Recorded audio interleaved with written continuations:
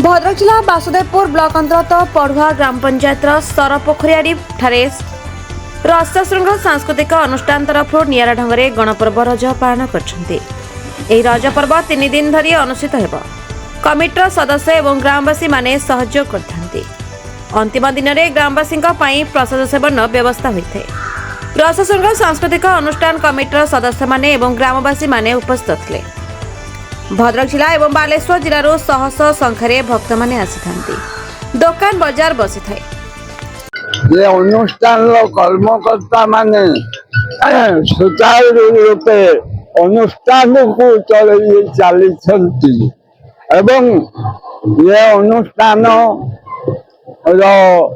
समस्त व्यक्ति विशेष समस्त कर्तावृंद कार्य मध्य आविरता नहीं तेणु ये रज 3 दिन ये उत्सव ये अनुष्ठित हो चली तेणु मु ये अंचलवासी आपण मानू धन्यवाद दूची आपण माने उपस्थित होई आमर शुभ कामना करंतु।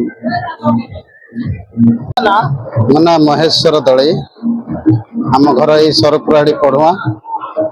ये अनुष्ठान केते वर्षर ये अनुष्ठान टी आमर 1956 मसीह कार्यकारी होई आसुछि एपर्यंत जहाँ समस्त ये ग्रामवासी तथा बाहर लोक मानकर सहयोग अनुष्ठान बजाय रही बहुत शांति श्रृंखला चली कौन असुविधा किसी ना। ये कार्यक्रम टी आमर 3 दिन जो रज ये 3 दिन रज चलो प्रथम दिन तो कलश बुड़ा सरता आज भी ठाकुर बहार और काली कार्यक्रम चलो विशेषकर 3 दिन ये कार्य चालू रहे। मो ना नीलकंठ दास ऋषिसिंह कमिटर जड़े सदस्य। केते वर्षर अनुष्ठान ये कार्यक्रम केते दिन धरी ये तो ये पंचायत पढ़ुआ पंचायत जो अनुष्ठान सरपुखरियाड़ी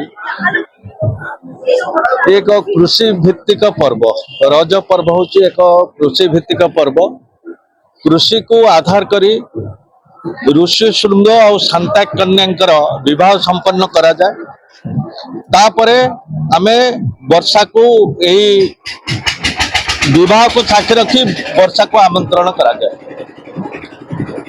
ये आमर पूर्व पुरुष माने प्रथम जे अनुष्ठान गढ़ी थे से माने आज नहांती तांकर दायद माने आज ये अनुष्ठान को आगे नौछंती। ये 100 वर्ष नहले भी पाखापाखि 70-80 वर्ष अनुष्ठान प्रथम एक 142 घर 42 परिवार एक आरंभ करथिले एबे पाखापाखि 300 परिवार रे अंतर्भुक्त ये 3 दिन धरी यार पर्व पालन करा जाए शांति श्रृंखला सद्भाव भाईचारा ता भितरे रक्षा करी ये अनुष्ठान गढ़ी उठी। भद्रक जिलूर शेख साहिद कादिर का report the Republic Odisha 24 news.